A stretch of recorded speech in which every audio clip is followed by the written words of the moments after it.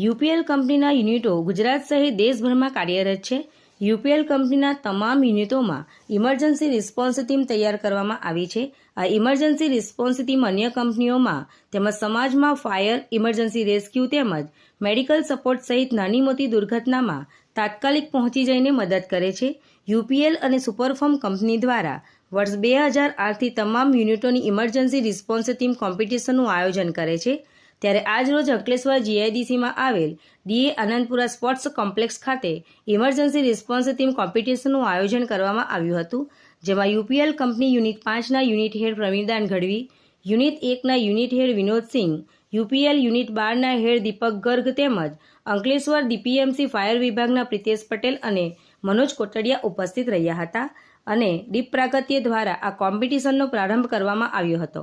આ emergency response team કોમ્પિટિશનમાં Jammu સહિત અન્ય રાજ્યોમાં કાર્યરત યુપીએલ કંપની અને સુપરફોર્મના યુનિટોની 20 જેટલી ટીમોએ ભાગ લીધો હતો.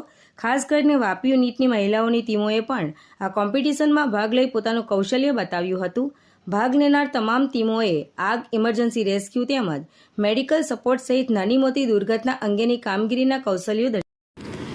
मैं चार्मी लाड, हम वापी जीआरएफ से आए हैं. ईआरटी कंपटीशन में ये अंकलेश्वर में आयोजित किया गया है. इस बार पूरी कोशिश है हम ये चैम्पियनशिप जीत के ही जाएंगे.